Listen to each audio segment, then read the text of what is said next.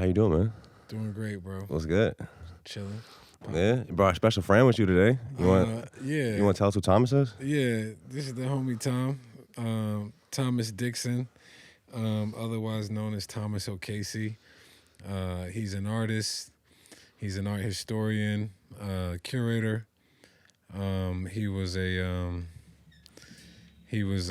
assistant to some of the most illustrious art galleries in American history, and the likes of Leo Castelli, Nicholas Wilder. He was a contemporary and a friend to Andy Warhol, John Chamberlain, a driver for Isaac Hayes at a certain time of his life. This guy is like the Dos Equis man, and he's my big homie. Yeah. And actually, one of the co-founders of the Can, original co-founders of the Can. So, a lot of people don't know that. People see me and see others, but we have, others in the background as well. Because I've never seen him before. Yeah, exactly. And I'm kind of ignorant to a lot of like the popular people, I guess, in the art world. But I feel like I've heard of Andy Warhol. That's like a legend, isn't it? Andy Warhol, right? Yeah, exactly. So Tom has worked in the gallery world, doing exhibits. This guy has over 1,500 exhibits, in his experience, helping set up exhibits, working with that many artists, and So yeah. I guess how'd you guys meet? We met, I guess about a decade ago, through mutual friends and family friends or whatever. At the time, were you in Richmond at the time? No, I was here, but I was just getting back from like New York, and I was just getting off a contract that I had in Connecticut with a gallery there, and I was having a little issue that I was seeking a little guidance on, and this family friend introduced me to Tom, and Tom, we hit it off because we're speaking a lot of the same language. A lot of the things that I was studying in American art history are things that he kind of was attached to firsthand. You know what I mean? So that was an interesting. It was an interesting thing to be studying something and then meet somebody who's right there. You know what I mean? To tell you how it actually kind of went down in this, from his perspective. And so we became friends, I would say, about 2013, and then 2014 I opened my first gallery, and we started working a little closer, just ideating on different things and connecting on different points. Is this the gallery that you were telling me last time that somebody had reached out to you like the day after your birthday? Yeah. And like kind of gave you a space to just run with? 670 gallery, yeah. 670, that was... It's crazy to think that was almost 10 years ago now, but that was a dope time. And I feel like it was kind of like the beginning of a lot of what's happening in the art space now in this area. Like what? Just like really, I feel like that 2013, 2014 to 2015 moment was a moment where a lot of artists kind of linked up, started doing shows. You started seeing galleries open around that time, like ours, like Thank You Gallery. Wait, so you were in this area at the time? I was. Weren't you like, I thought you were in like Richmond before you came out here? So I'm from here. Okay. And then I went to school in Boston. And then after that I was in New York. And then I came back here, and then I've lived elsewhere since, but I've been kind of back planted here since like 2012. Okay. And then I went to LA for a little while and then been back. So artists were collaborating. So 2014, 2015. This is like the beginning of the Neon District. This is actually the Neon District. I think Raisa might sit on that board or something like that. She actually told me about that recently. Like she was doing something with him. I don't know if she does now, but like the Neon District, like back in those days, was like So I would say like 2010, before 2010, and this is an interesting trend, right? I would say Not to cut you off. Yeah, Also, sure. just for people who don't know, the Neon District, that's like the arts district in Virginia Beach. in Norfolk. In Norfolk, okay. Sorry. Yeah, the Vibe District is the arts district in Virginia Beach. Maybe she was And telling I me think actually that's about the what Vibe she District. sits on. Okay. Yeah, because her gallery, Utopia Femi, shout out to Raisa and Utopia Femi, they're in Virginia Beach. Yeah, So yeah, I think she sits on that board. But the Neon District, which was really, I think, the first art district in Hampton Roads, really, like solidified. Like before that, there was no art district in Norfolk, and the Vibe was not there yet. There's an art district in Hampton now, but it's not like named anything specifically. What about Newport News? Do we have one? No, not really. We have be the Can District. That would make sense. Right. Come on. So possibly. But so if you look at the national trend of public art, right? Like public art as a thing, and my art historians out there, feel free to fact check this video, but I feel like you really started to see major national trends in around like 2010, 2011, right? I would say like prior to that, a lot of what is now thought of as public art was still in the illegal graffiti space. So you had people like, Shepard Fairey, Obey, you know what I mean? People in that vein who are now thought of as world-renowned studio artists and street artists. At that time, what they were doing out in the public space, I feel like was more in the illegal tag, get up, vein. Whereas like I started to see a shift 2009, 2010. And ironically, this was also the year of Shepard Fairey's first museum show up in Baltimore. This was like street art, the first time I saw street art now being institutionalized, right?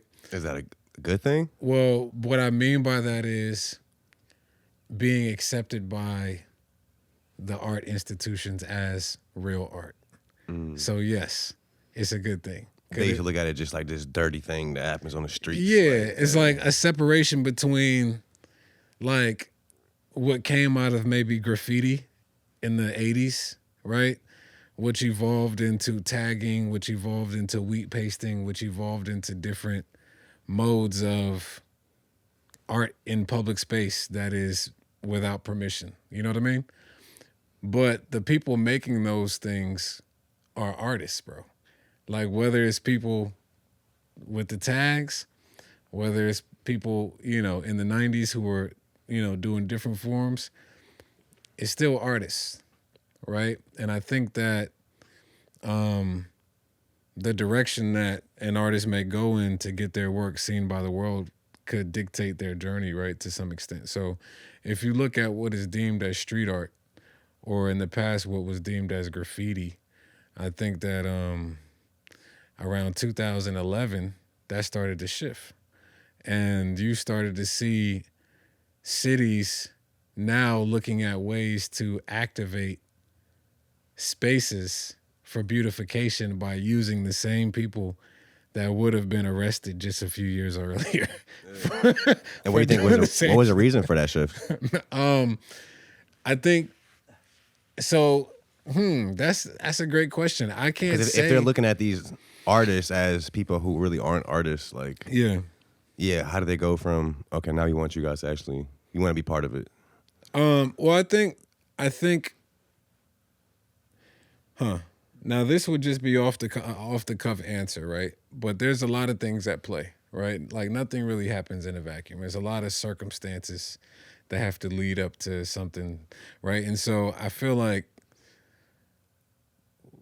in the public art space, graffiti forms, which in the 80s might have been like spray paint burners, you know what I mean? Or people putting their name on something or whatever like that. Like more just like words? Yeah, or something like that. I mean, even imagery, but it had a certain aesthetic, a certain style to it, right? I think those aesthetics evolved over time. So where you see like, let's stay on Shepard Fairey for instance, right? He's now taking, because he's coming from art school. So that's what I mean.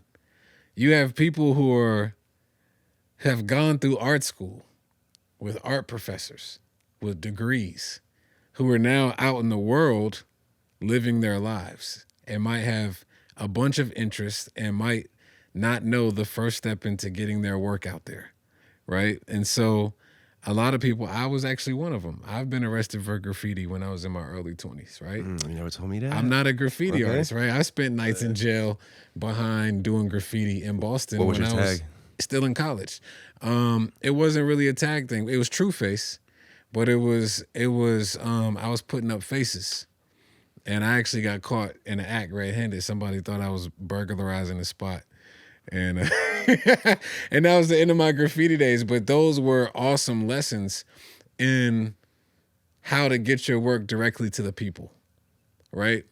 Now, this was like 2008, 2009. So we see the shift 2010, 2011, where street artists are now taking these forms into galleries, which they were trained in the gallery format, a lot of them. A lot of them went to art school, right? A lot of these guys who are well known for street art are people who either went to art school or have been studying under artists or been studying art for a long time, right? Not just street art. But in a way to get their work directly to the people, they hit the street with it, right? I guess what's another, if you do go to school and you get a degree in art, aside from that illegal graffiti aspect, what is the actual, I guess, the quote unquote proper way to get your art to the world or to the people? There's no proper way. Okay. Is what we're finding, right? I think historically, there has been certain authorities of institution that sort of play a gatekeeper role. Like if you look back to like where the center of the art world was 100 years ago, right? Or 150 years ago, right? It's like Paris, France, and what ruled that system was a thing they call the annual salon. And so like all the artists would apply to get their work into this one show.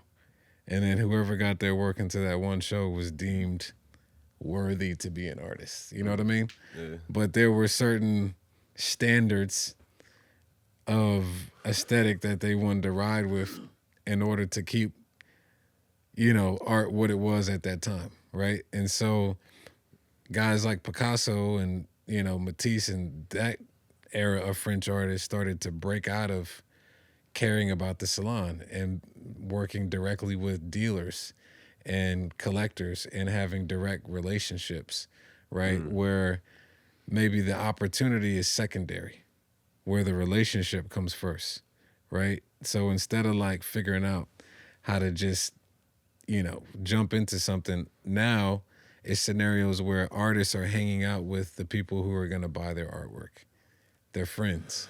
You see what I'm saying?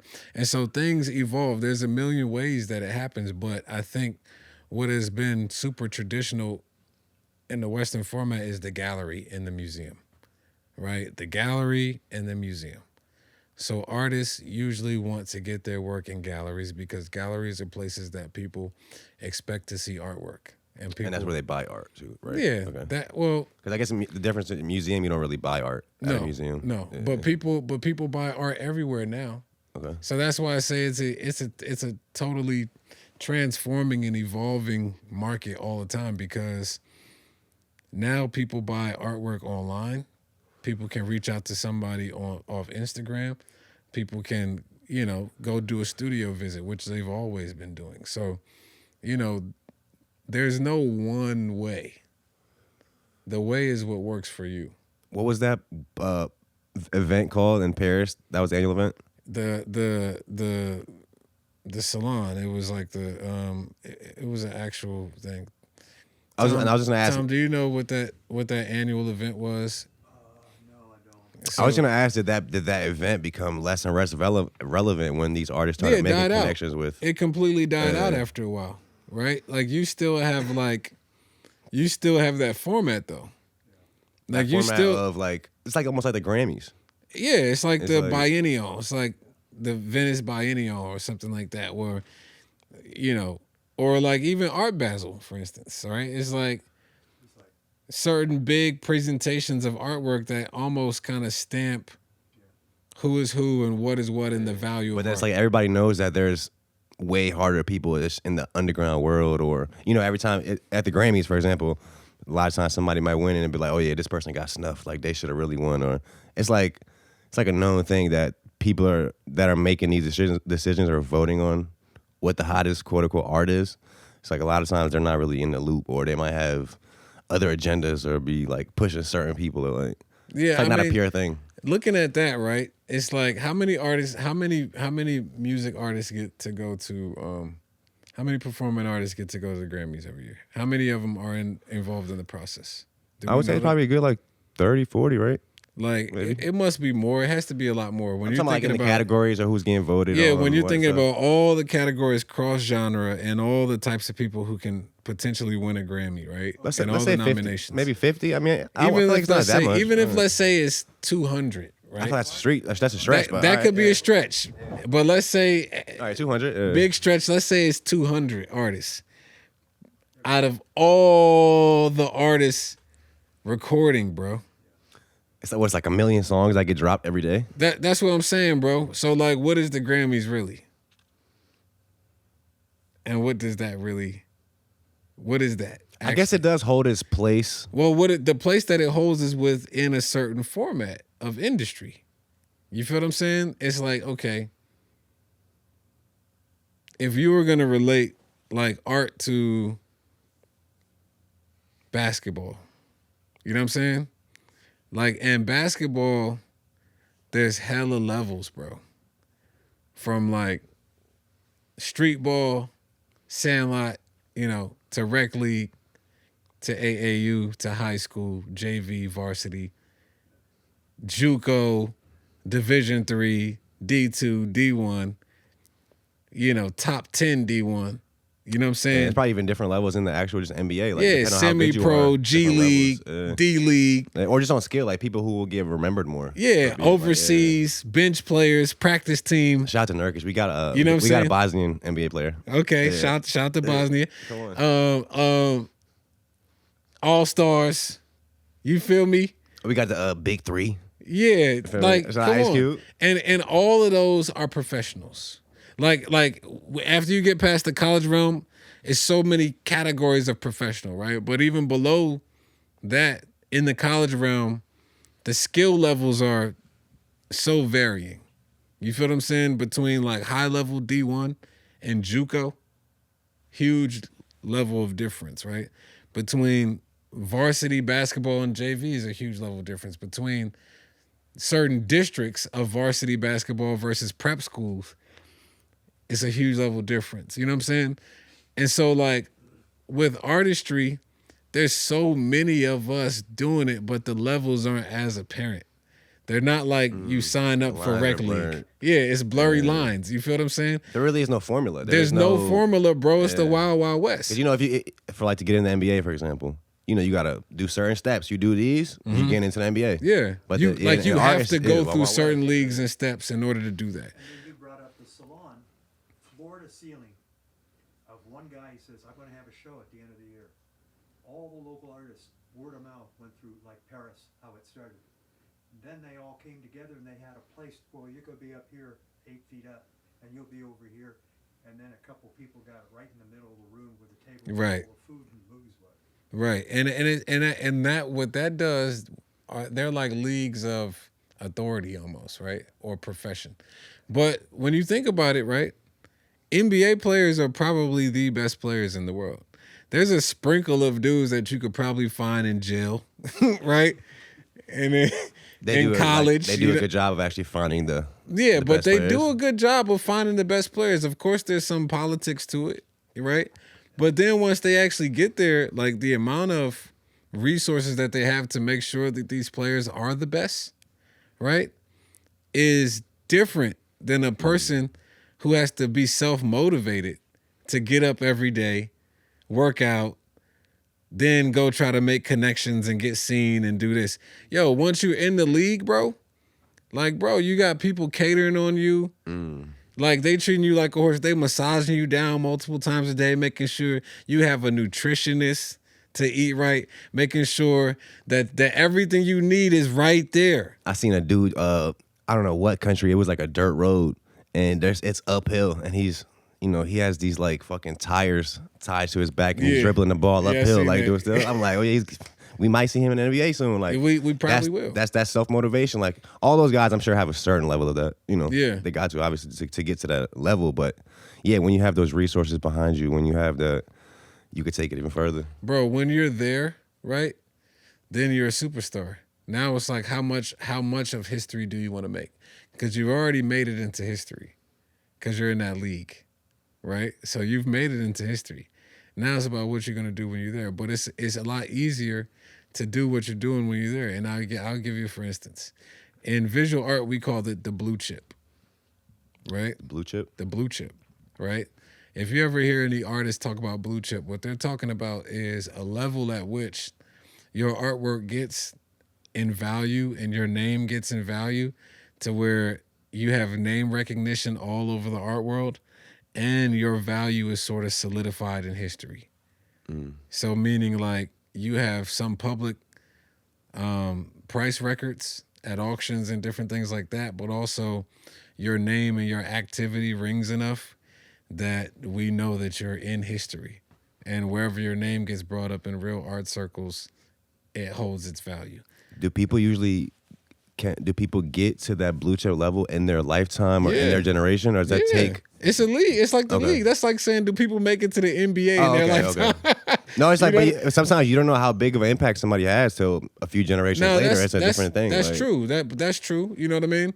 But it's like, you know, Yeah, look at Basquiat. well, Basquiat, he's deceased, but in his lifetime, Shortstop. he was. They call Basquiat the Eddie Murphy of the art world. Wasn't he around before Eddie Murphy? No, they were contemporaries. Oh, I feel like he was like way longer. Okay. So Basquiat was his stint in the art world was 1981 to 1988. I don't know why I always thought he was like in the 1800s or some wild shit. Okay. Nah. See, it's the names. It sounds See, like, see, yeah. whenever Yeah, okay. whenever you say some art names, people start tripping. He was writing with Like, a feather. yeah. If you say Picasso, Da Vinci, Basquiat, any fancy type names, people think the span could be 1,000 years to 50 years. Who knows? Picasso died in 1973, bro. Basquiat died in 1988. Okay. You know what I'm saying? But I can't remember what point we were making. You were saying Basquiat. Oh, blue chip, the blue chip. Yeah. So the blue chip is basically when you have solidified status, bro. It's like Shepard Fairey is in the blue chip. You know what Obey is, right? The clothing brand? Yeah. Oh, he made that? Yeah. Okay. Okay, so that's my point. You see how quick that name recognition was? But I guess I never heard his name. That's what I like. That's also cool to me too, having a brand that's bigger than you. But Or- you've seen Obey. yeah, I used to wear it. Okay. That was like middle school. We used to All wear Obey. Yeah. So there. That's blue chip. Okay. You know what I mean? It's like you're on that level. Who are some other people? I guess. Who's the youngest person? Is there like younger people in Today? blue chip? Yeah. Yeah. There are people climbing into the blue chip every day. A lot of people, hundreds of artists are in the blue chip. You know what I'm saying? Like some of the active people in the blue chip right now would be like Rashid Johnson, right? Would be like what's my guy? Kehinde Wiley. You heard of Kehinde Wiley? He's the guy who did that Rumors of War big statue in Richmond in front of the VMFA museum. Maybe if I seen it, I'm not sure. It made the cover of the Time magazine and all this stuff. But Okay. but there are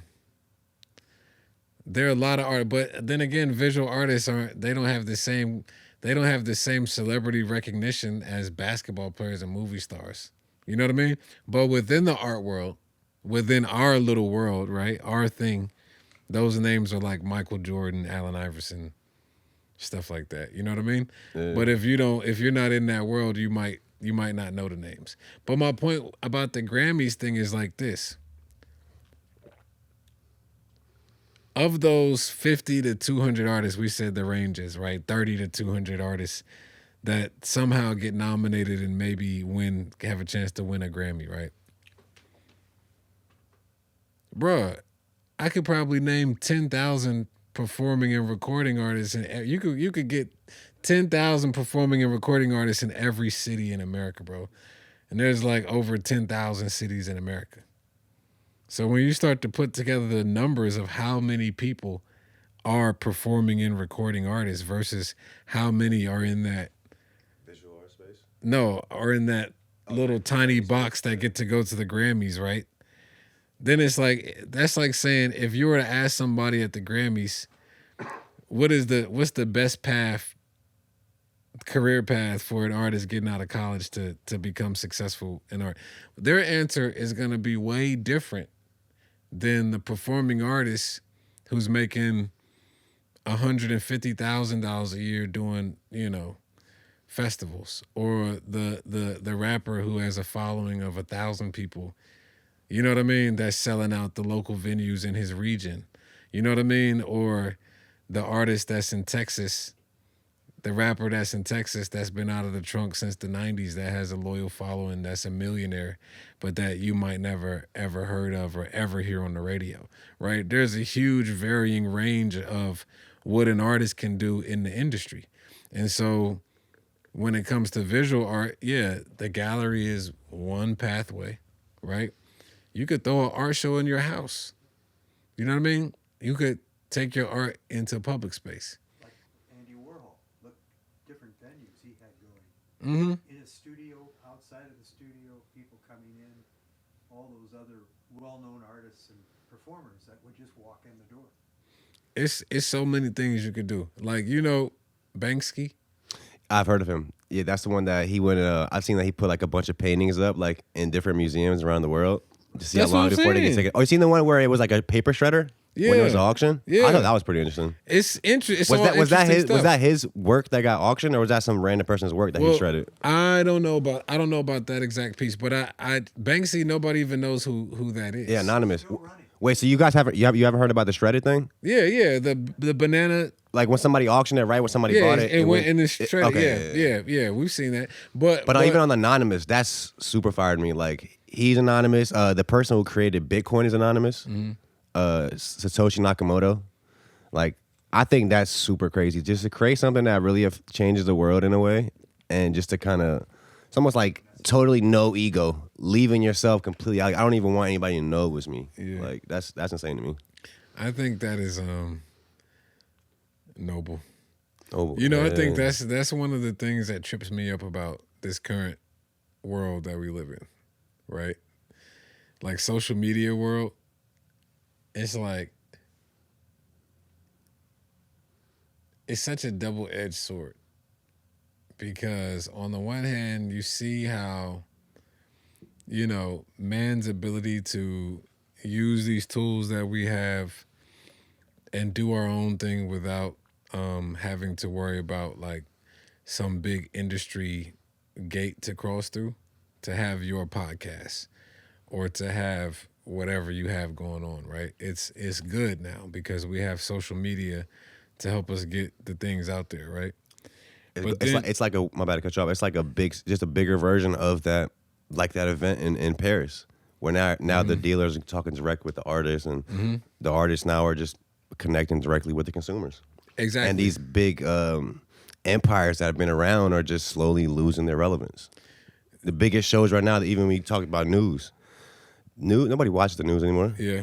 Like that's mainstream corporation, like fucking run by the government damn near. Yeah. But it's like everybody's tuning into these individual people that are just running it by themselves. Like I'm pretty sure Joe Rogan gets more listeners than every news channel combined. Yeah. You know what I mean? So it's like, Absolutely. What were we gonna say about Banksy though? What was I gonna say? Oh, the anonymity thing.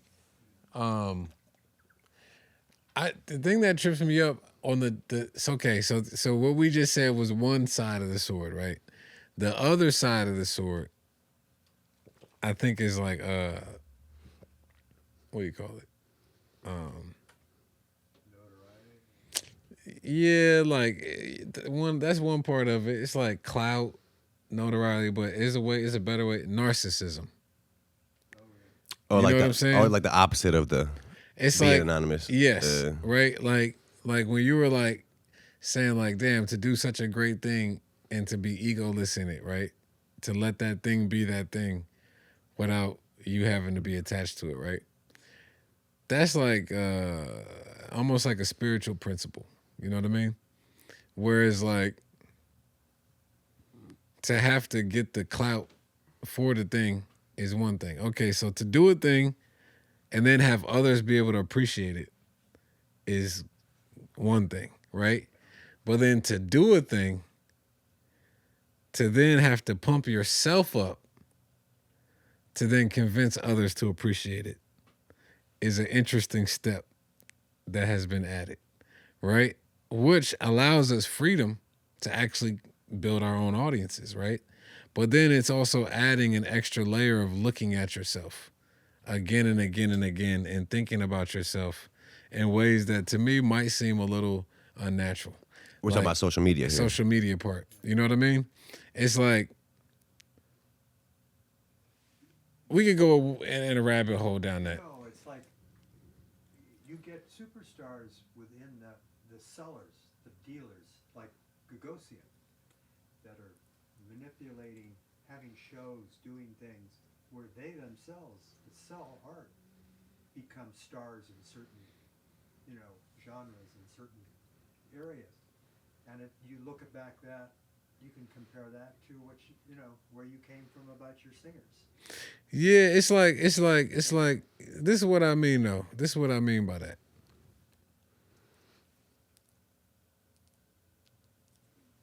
Like the wise men of old, right, didn't write their own books. Who wrote them? Their followers. Wait. They wrote books about their lives, like after. Yeah. You know what I'm saying?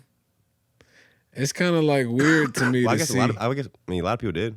Yeah, people wrote books, of course.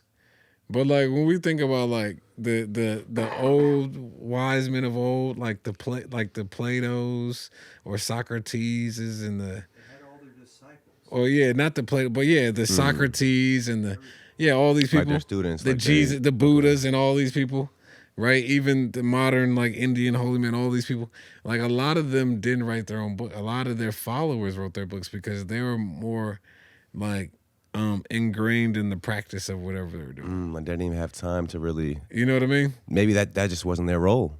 Right. There, And I'm not. Don't confuse what I'm saying because I'm not saying that people who write aren't wise. That's not what I'm saying. Oh yeah, for sure. Yeah. What I'm saying is that in today's world, anybody can be a self-proclaimed anything and turn the camera on them and make it up and build it up to be anything. And the substance doesn't necessarily have to be anything. The Kardashians, you go back to them, buying and selling, looking good, and who they attract, and then who they attract become the new stars along with them, and they go off and do their. It's like famous for the sake of being famous, and I think Yeah. that's the best way to sum it up. I think a lot of those things, like you talking about the Kardashians, or just a lot of those like stuff with no substance, like you're saying. I think that's just good marketing. The reason that's good, Right. Like people will consume stuff that's just there. Like it's already in your face. A certain percentage of the population is gonna watch it. So that's just like capitalism right there, probably. Like, I think, but then I think there's also a large amount of people that don't care for stuff like that are trying to dig deeper and well, have stuff with substance. I think what you just hit it on the nail on the head, right? It's like there's something for everybody, but I think the general wave of today is consumerism. You know what I mean? And materialism, right? And I think that's also the general wave in a lot of art forms. You know what I'm saying? But it's not the only wave. There are people who enjoy everything, bro. And so finding your finding your niche, finding your path for sustainability as an artist, whether it's like being a performing artist or whatever. You just got to wield your own path. And definitely social media today is a big part of that path for a lot of people. My only critique, what I was just saying, is that it's just like an interesting thing that we're in today. Like, it's obviously a necessary evil or a necessary beast that we're dealing with and that we got to utilize, right? It's our own form of PR. But it's just like an interesting thing to not only have to do something, but then have to be your own news source. What do you mean? What do you mean by that? It's like, I mean, that's what we are. It's like everybody's an artist now. Everybody's a broadcaster now. Everybody's, you know, a product photographer now. Everybody, you know what I mean, is the salesman. What do you mean by be your own news source, though? Well, it's like you could read about me in like that newspaper or that magazine, or hear about me on your podcast or that podcast, or you can come straight to my Instagram and like as far see as me talking about myself all day. You know what I'm saying? Yeah. It's, the thing is, to me, it's like, it's really weird what social media has done as far as like we're just more connected than ever, but it's like we like got further. Yeah. It's like we don't.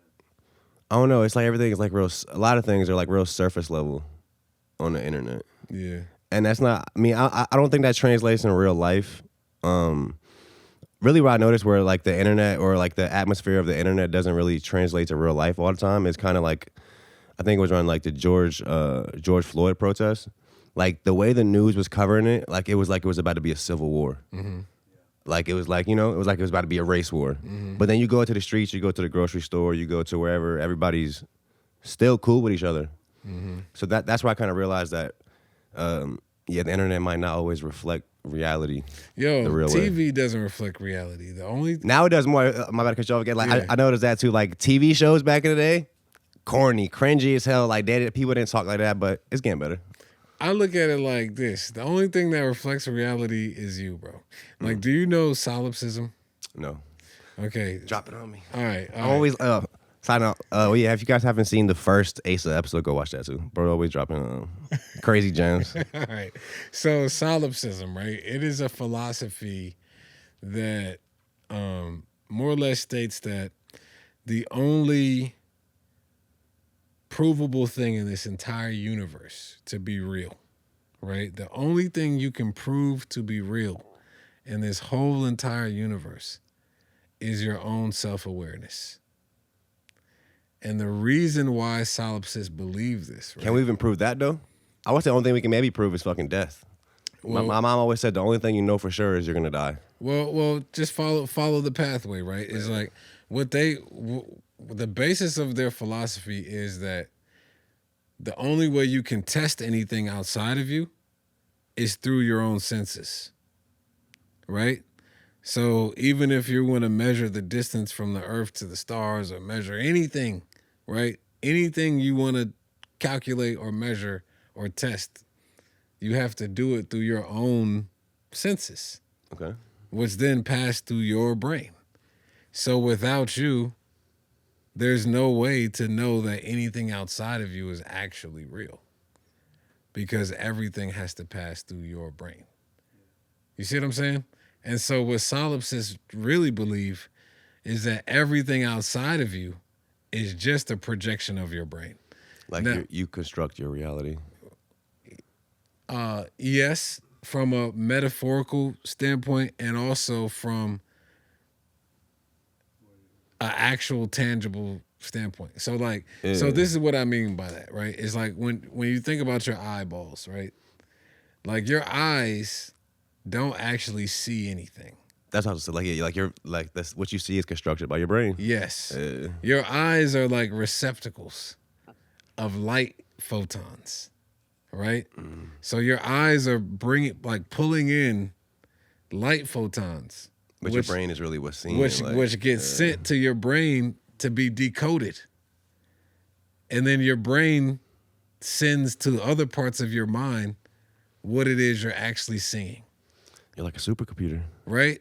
And so there's really no way to tell if what you're seeing outside of you is actually outside of you. Because it has to go through your brain. I guess we agree on it because we all see the same things. So right? we say.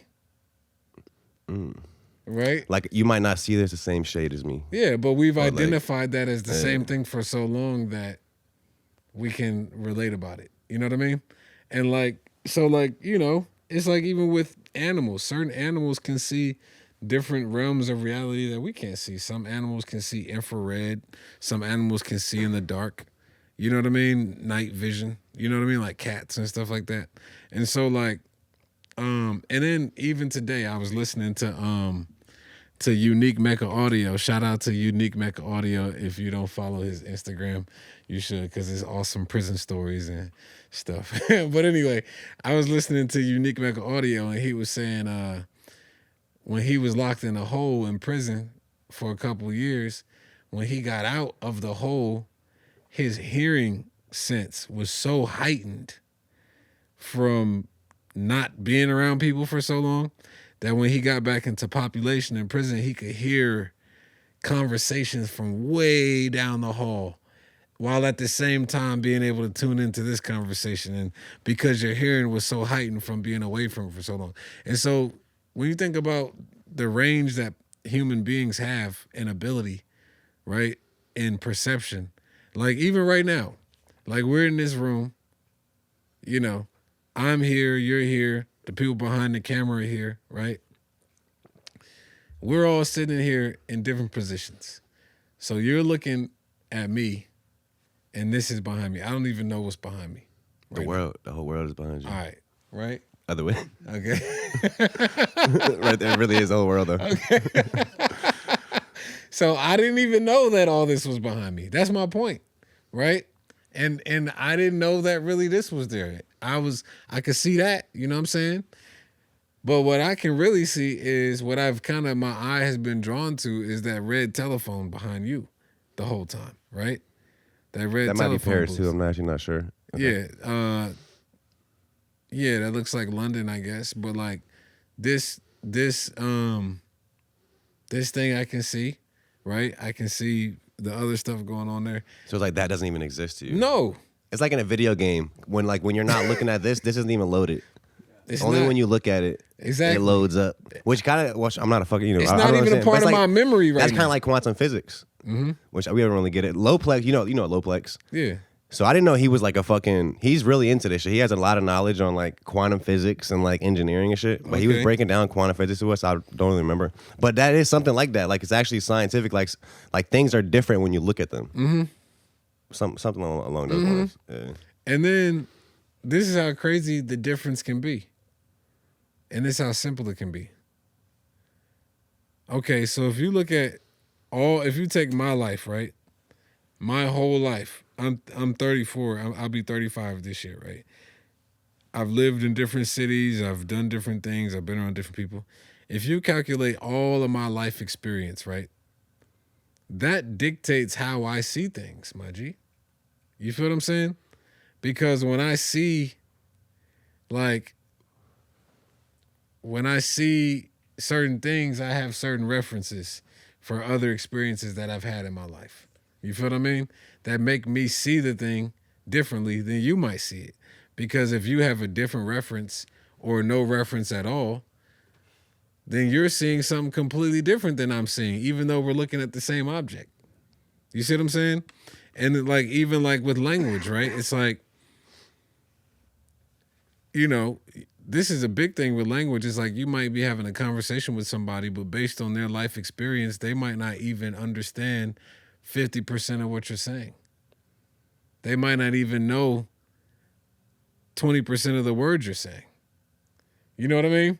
And so like, if you're trying to simply communicate with somebody and they don't have enough life experience or similar life of experience to even understand the words, then the communication is even not what you think. You know what I'm saying? And so like solipsism becomes a very interesting thing to think about over time because what do they say about different people and their different self-awarenesses? Or I guess it's always down to an individual level. it's kind of, I don't know. That's a good question. I'm not sure. But from what I understand, it's down to an individual level because you can't get past your individual self. I've seen a quote recently. I forgot who said it, but I think it's super interesting. It's like, we are the universe experiencing itself through consciousness. Absolutely. So like if everything is made up of, whatever, stardust, the whole universe, we're part of that. And as far as we know, we're the only conscious things.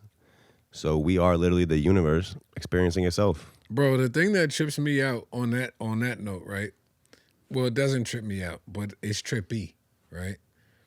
Is that you can't physically say where anybody stops and where they start. Stops and start what? Like their bodies. Oh, like their life? Like your physical self. Okay. Right? Wait, what do you mean? Like when I say Selmir, right? People are gonna think about the physical body of Selmir, right? Okay. Where does your physical body start and stop? Like where does I guess, like where is the barrier of it? like on my actual body? Yeah, like we're in this room right I now. mean, I guess head to toe. Like, what do you mean, like that? Okay, yeah, I'm saying like how far does your body go out? Like, but this is what I mean right now, right? So okay, so your body is also being supported by oxygen, right? Okay.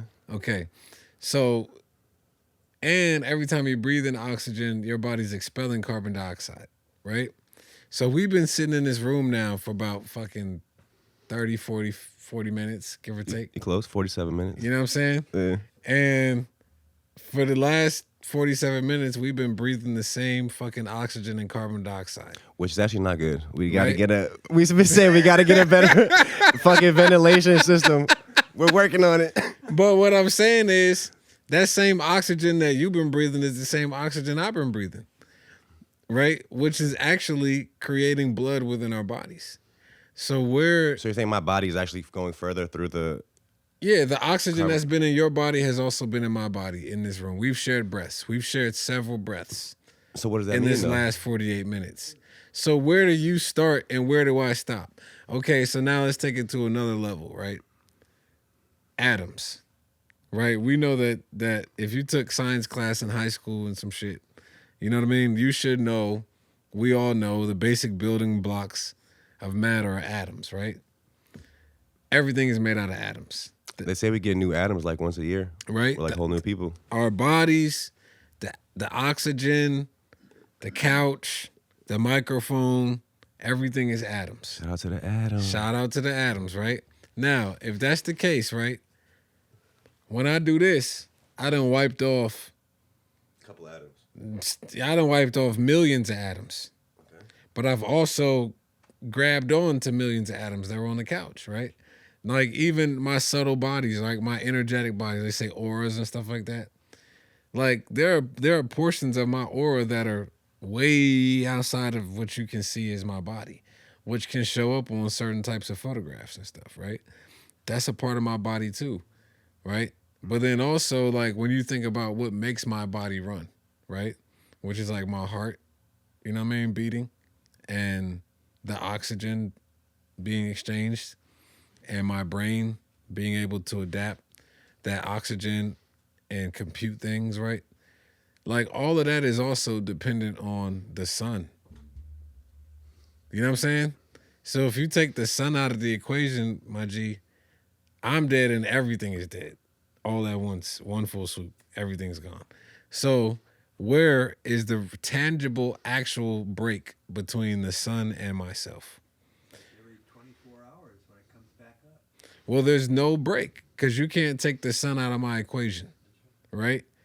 You or can't. even like the moon. All Yeah, that, you like can't gravity, take we need nothing gravity, out of everything. my Yeah. equation. So in all essence, right? All of that stuff is actually me. I can identify with the sun as much as I can identify with my physical body, because without the sun, there would be no physical body. There would be nothing, right? Without the moon, I would have no physical body. Without the earth and the gravity of the earth, there would be no Asa. So Asa is a concept, right? that's an illusion based on these extremities, right? That I think that this is actually me. When in all actuality, the entire universe is me. The whole entire universe is me. Because you can't take the sun out of my equation and I'm still here, right? But the sun is being supported by our solar system, which is being supported by everything else, right? So where is the break between my physical self or my mental self or my spiritual self or any aspect of myself and you? Right? Where can we tangibly say or physically say that it is separate? We can't. We cannot say that. And so the illusion that things are what they are and then us buying into them, I think is an interesting thing. Do you think we live multiple lives? I think life is life. Do I think that life has the ability to come into form again and again in different ways? Sure, absolutely. I've had moments in my life, in this experience, where I've seen visions of myself in past lives with different body, looking different ways, feeling like myself. And doing there's this guy right now, bro. He's been doing a bunch of podcast stuff. I literally forgot his name again. I brought him up on the last show, but he's been talking about, he like apparently remembers like all his past lives, and he just talks about it, goes into like great detail, and just it's like really beautiful to hear him talk about it. So it sounds official. Yeah. So it's like, who knows? He said he tells how he used to live in Atlantis, and like being like these, like how there are these blue beings. Like it was always like a story about these blue beings were on the planet at one point that like gave us some knowledge or something, like different shit. Like I don't know. It's pretty deep. I don't know. I mean, all that stuff to me makes sense. You know, I mean, even the blue being stuff. Like if you look at Hindu culture, most depictions of Krishna are blue, and Krishna is like a man, but also like a god. So maybe he came from Atlantis. Who knows? And so all this stuff starts to be connected and relatable in my mind. But at the same time, it's like all of it is like, dude, it's like, man, your mind is everything, bro. At the end of the day, bro, the mind. I don't even know where we are in this conversation. We're everywhere. We're everywhere. What's the movie? Everywhere, everything, all at once. Yeah, that's pretty much it, bro. That's pretty much it. It's like, bro, God is. Also, I was asking you, what's a vision that you had of? You said you had some visions of your past life. Dude, if I could tell you one, people think I was slam crazy. I won't. All right. Drop it on us. All right, I'm gonna give you one that's not so. Yo, bro, if you want to get into weird stories, bro. Bro, I'm listening, bro. Bro, I got weird stories after weird stories after weird stories. But I'll give you a past life regression one time. So okay, when I was in the 8th grade, right? Okay. We read A Tale of Two Cities, which is a story about the French Revolution. I think J. Cole has a song called A Tale of Two Cities. Okay, so yeah, the original Tale of Two Cities was written by Dickinson, right? Okay. And so we read this in 8th grade, and it was a story about the French Revolution. And for some reason, for the rest of that year, right, I had an impulse to run up behind my friends during school time, right, and put my hand over their mouths from behind their back. I'll run up behind their back, cover their mouths, and whisper into their ear, "Do you fight for the French Revolution?" Right? Okay. It's the weirdest thing. Wait, was this the vision or was this actually happening? This is in real life. Okay. This is in 8th grade, right? Yeah. And so I did this for a few months with all my friends. You fight for the French Revolution, right? I don't know why I was doing that.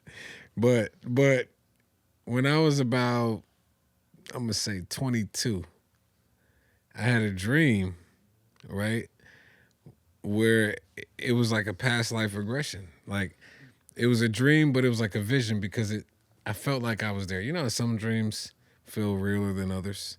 Yeah. Like, you feel like, oh, I was actually somewhere, right? So in this dream, which felt real as freak, I was a French noble. I was a white French noble, right? I felt like myself completely, though. Like you felt like Asa. I felt like me. Okay. But my body was of a white French guy in the 1700s, right? Who was related to the king, but wasn't like in the castle or nothing. I was like a really wealthy merchant, and I had a whole series of shops, right? And so I'm like walking one day, and I'm like leaving what felt like a royal dwelling, right? And I'm walking on this like street in Paris, which is a straight up dirt road, right? 1700s, a dirt road, which is lined with shops and houses. And I'm walking, and all of a sudden I see a mob of people, like dirty people, who look like they haven't bathed in a long time, right? Walking towards me in like old 1700s clothes and rags. Some of them are carrying like torches. Some of them are carrying like clubs. Oh, they was getting ready. Yeah, bro. Yeah. And they were like screaming. They were really angry, right? And I see At you? No, they were just walking, but they were coming towards me only because I was walking in the opposite direction. Yeah, that You know what I'm saying? Yeah. And so I'm walking down the street. They're coming in the opposite direction. And the street that we're on is lined with wealthy merchant shops. And so in the blink of an eye, these people start bashing in the shops, torching the shops, going in, pulling out shopkeepers, because like these shops were associated with like the nobility somehow, right? And as I'm approaching my shop, my little row of shops, this dude swings on me with a fucking like what felt like a 2x4, but like a old 1700 French 2x4, right? Yeah. Oh, wait. So he swings on me. I hit him with the 2-piece, right? So I roll into my shop, right? I roll into my shop, and it's all chaos. Like people in there breaking my stuff up, everything. And so I guess people recognize me. They try to grab me. I'm going for mine. I'm knocking dudes out. So you're holding the shop down. I'm holding the shop down. And some of my shopkeepers, right? Because I own the shop. It's not, I don't work in there.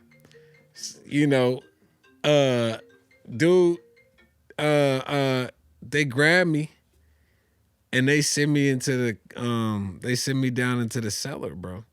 Like into the basement, which was connected to like a tunnel, all the cellars underneath this shit were connected.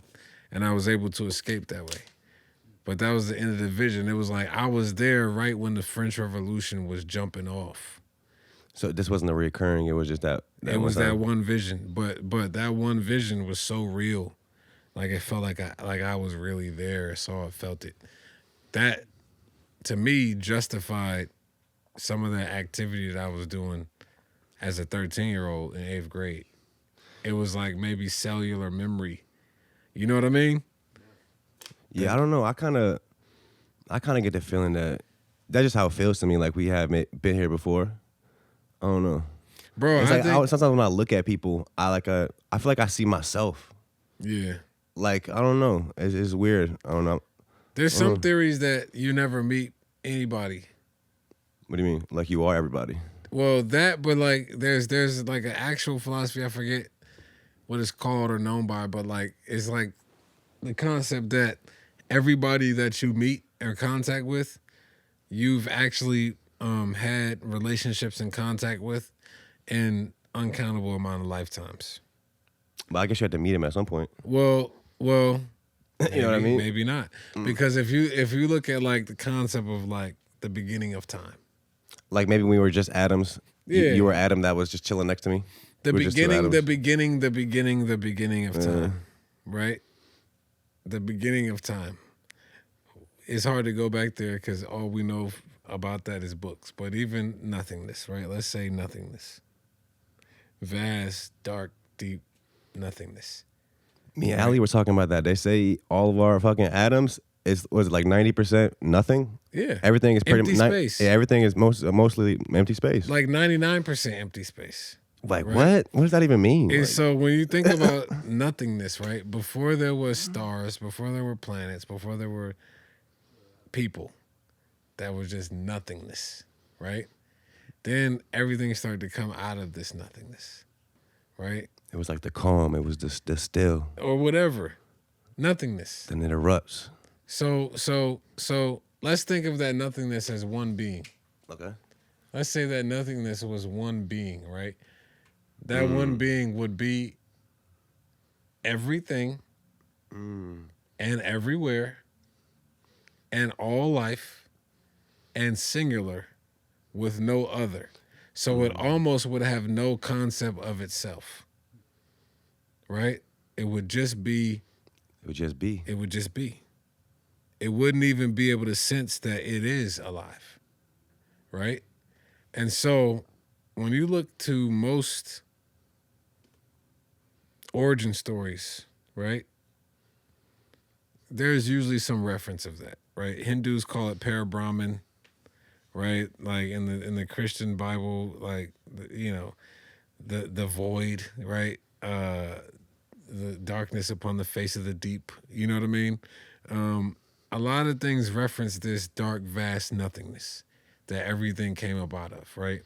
Now, if everything came up out of this life, which was singular, alone, and aware but yet unaware of itself, in order to be aware of itself, it had to almost create something to be aware of that it can look at and move around in, right? So when you think about this life, whatever it is, this nothingness, right?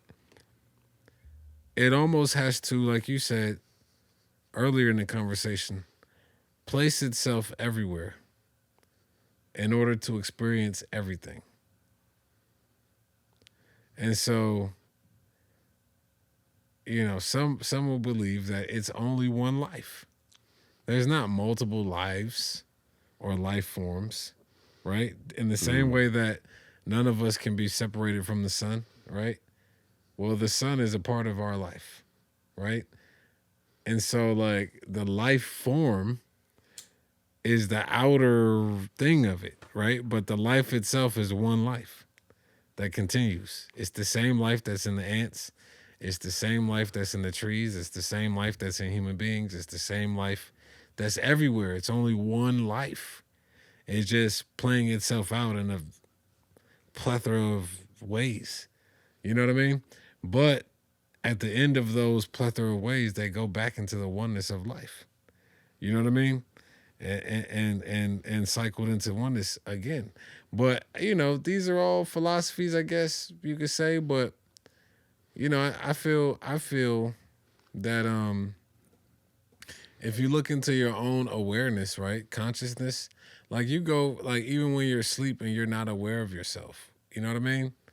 Do you still exist then? I don't know. Like if there's a camera watching your body, I'm sure, but internally, are you still existing? I don't know. You know what I mean?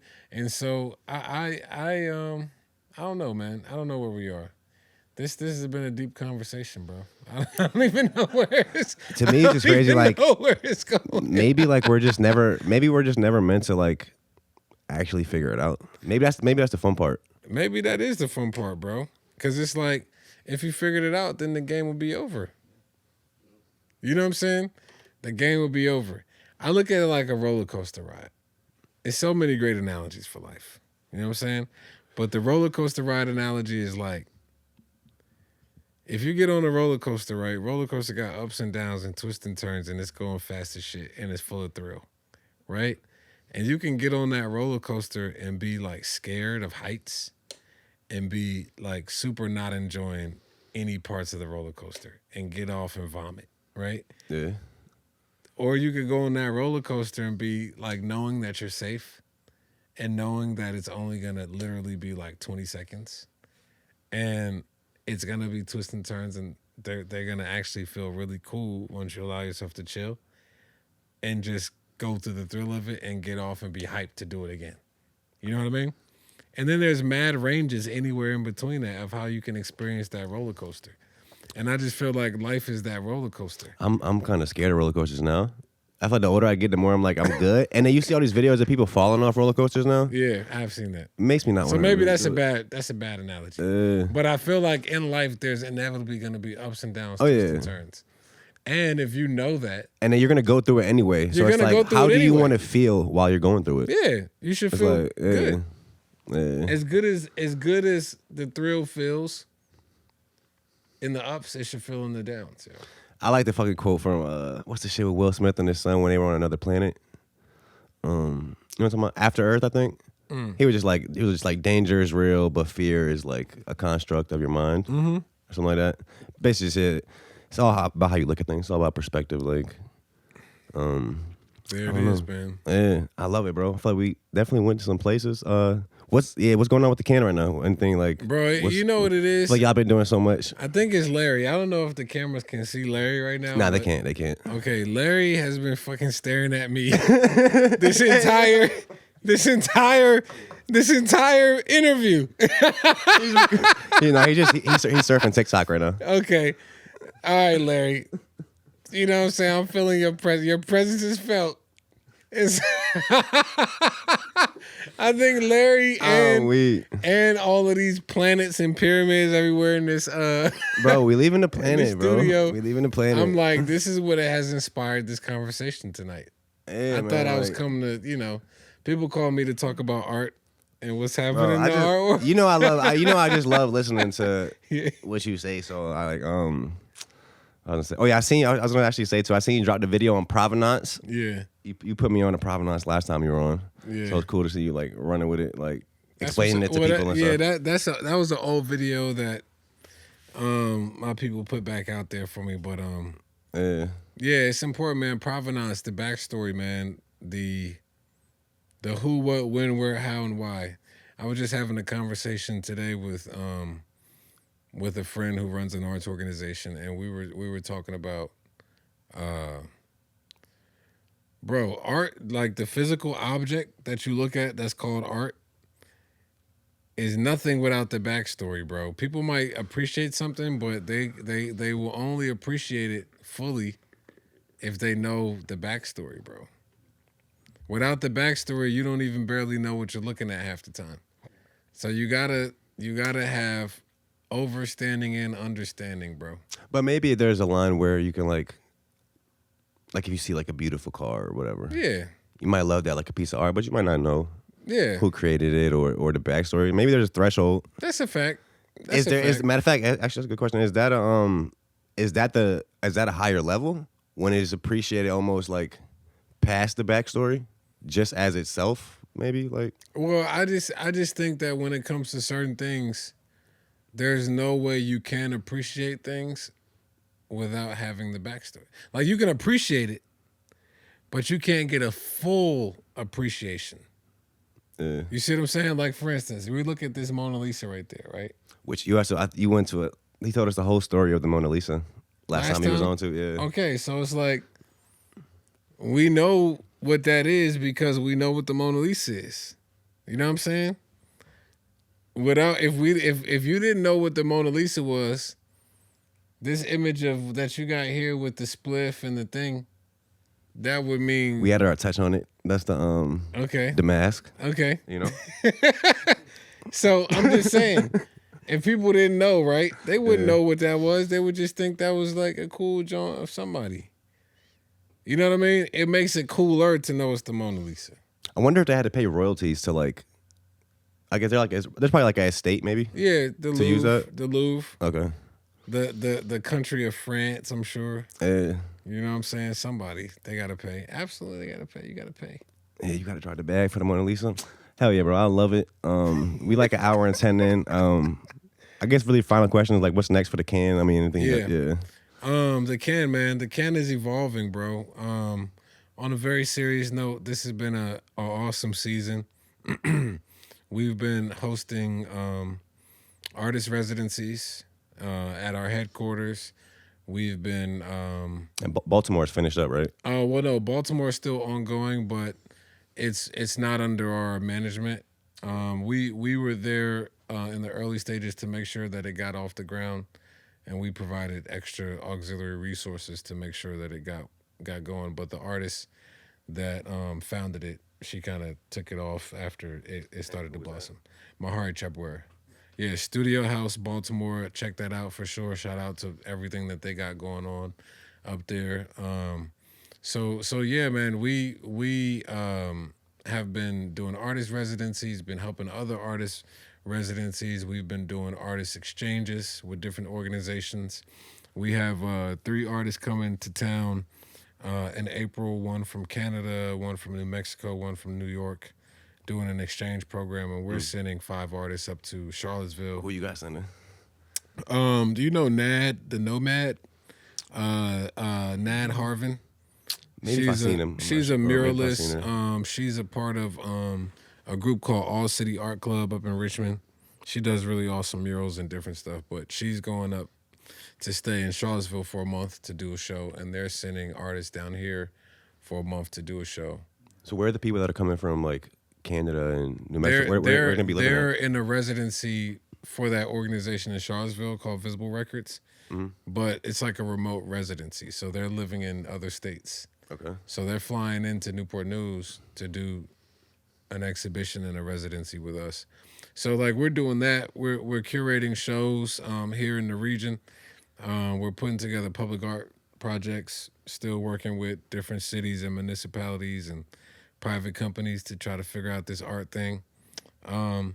We just keep our hands in multiple pots, man. Keep things cooking. And I think at the crux of it all is, trying to find more opportunities and more sustainable pathways for artists, man, for what we do as visual artists, but not just the visual artists, performing artists, people who do broadcasting, podcasts, anybody within the creative network that, is within our realm that we can help, push the narrative, push the agenda for. That's what we do, bro. Yeah, bro. Like, the CanFest was hard. Like at Assembly. Yeah. It's funny because right after you guys did that, like I feel like there was like a lot of events started happening at that place. That was my first time there. Yeah. But that was really cool. Yeah. Larry was there. Larry interviewed you at the table in the beginning. Yeah.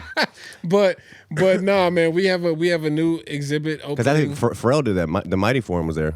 Yeah, right after ours. We have ongoing shows. Or Mighty Dream Forum. Yeah, the Mighty Dream. Shout out to them. I Am Other or whatever. We have ongoing exhibits going on at Assembly.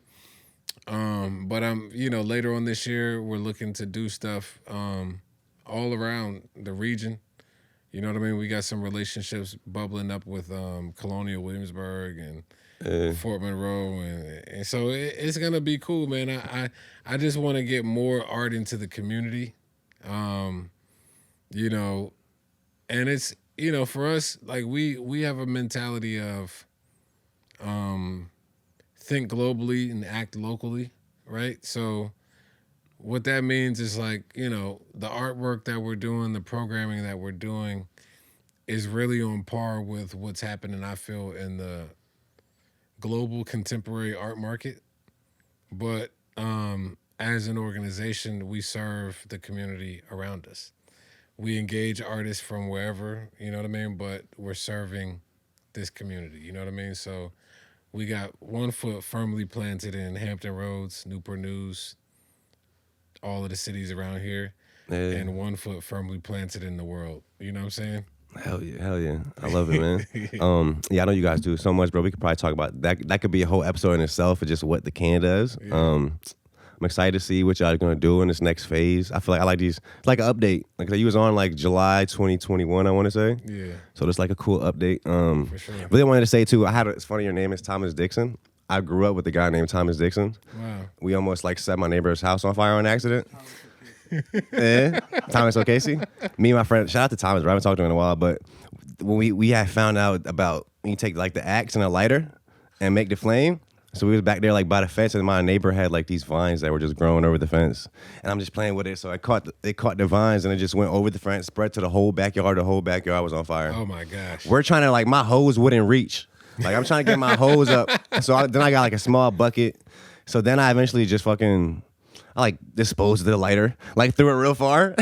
I was like in 6th grade, bro. I ran inside to my mom. Like, we called 911, like the firefighters came, and I just like stayed inside. Like, I guess nobody really questioned like how it happened, but like they put it out like it was cool. But yeah, Wow. shout out to Thomas. Shout out to Thomas. Both Thomases. Yeah. Yeah. And mine came from my Irish. Oh yeah. Hopefully there's not a. I was in Ireland working, Yeah. on, studying some art things and found some tombs that had rocks and gave me my Yeah. ideas that I carried through to today. So I used O'Casey Okay. and just. Yeah. Now, Tom, if you want to interview somebody that's got I'm down there. I'm down to set it up. stories on stories Yeah. on stories on stories, has been connected to like all the interesting people from 1940 to 2010. Yo, how old are you, man? Your mommy asking. Somewhere in my late 70s, somewhere. He said 19. You know what's fun? Keep it. I don't keep that figure. Yeah, you know Charlemagne the God. Yeah. He's like the first person I really heard doing this. But when he says his age, he says the 1900s. So Yeah. it just sounds crazy. He was like I was born in the late 1900s. Yeah. Like yeah, it's true, but it just sounds like weird, right? But it's Yeah, like, but the crazy thing is like, it's like where you come from is important too. You know what I mean? So it's like what was happening in your neighborhood, maybe at the time of your birth or right before you're born, or what was happening in your parents' lives kind of dictate what's going on with you. And like Tom has a very illustrious family life. I'm not even gonna crack that jar open right now. Like I said, I'm definitely down to get into Yeah. it. We can set something up. Yeah. Hell yeah. No, I love it, bro. Yeah. I appreciate you as Likewise, always. my bro. We appreciate you guys for tuning in. And yeah, we'll see you soon. Peace. Absolutely, peace.